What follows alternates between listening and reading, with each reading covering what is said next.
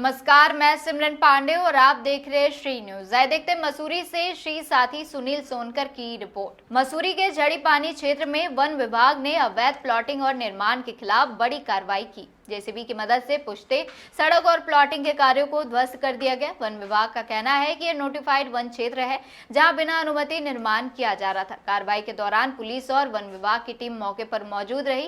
प्रभावित लोगों ने कार्रवाई का विरोध करते हुए जमीन को निजी संपत्ति बताया है। मामले में एनओसी और अन्य दस्तावेजों की भी जांच की जा रही है। ये डीएफओ साहब के निर्देशन पे यहाँ पे जो है ये पूरा नोटिफाइड लैंड थी। इस पे जो है क्या कहते हैं, लोगों ने बिना अनुमति के पुस्ते वगैरह बनाए थे, जिसको कि हमारे द्वारा ध्वस्त किया गया है। पर ये काफी देर हुआ, क्योंकि लोगों का कहना है काफी समय से ये चीज चल रही थी, खरीद फरोख्त की पूरी जमीन की हो गई है। ऐसे में वन विभाग द्वारा इतना डिले क्यों किया गया? देखिए, जहाँ तक जमीन की खरीद फरोख्त की बात है, वो लैंड बिक सकती है, परचेज कर सकते हैं, लेकिन बिना अनुमति के आप उसमें कोई भी गैर वाणिज्यिक कार्य नहीं कर सकते हैं, जिसके लिए इनके द्वारा कोई भी विभाग से अनुमति नहीं ली गई है, जिसके सापेक्ष हमारे द्वारा यहाँ पे कार्रवाई की गई। अब किस तरीके से कितनी प्लॉटिंग आप देख रहे हैं यहाँ पर, जिससे भी कई लोगों ने यहाँ पर पक्के सीमेंटेड पुस्ते बना दिए हैं, उसको किस तरीके से कर रहे हैं? जो ये पक्का पुस्ता बनाए गए हैं यहाँ पे, वो उसको हमारे द्वारा जो है ध्वस्त कर दिया गया है। और हमारे द्वारा यहाँ के लोगों को स्पष्ट निर्देश दिए गए हैं कि यदि जमीन आपकी है तो आप विधिवत अनुमति लीजिए उसमें, और फिर उसके बाद निर्माण कार्य कीजिए। पर क्या नोटिफाइड एरिया में कोई प्रोसेस है निर्माण करने का?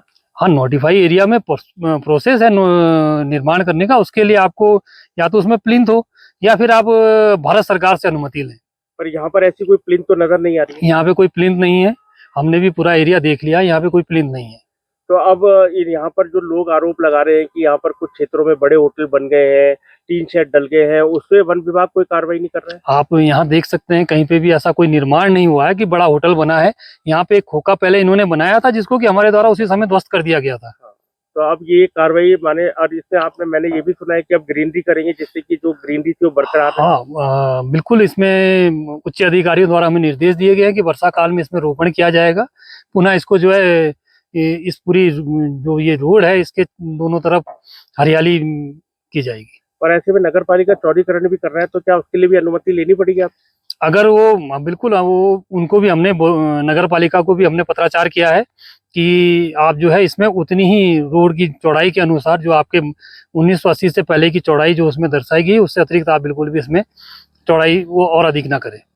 वन विभाग तो बिना कागजों के जांच करे के बिना उसके किसी की जमीन को तोड़ रहा।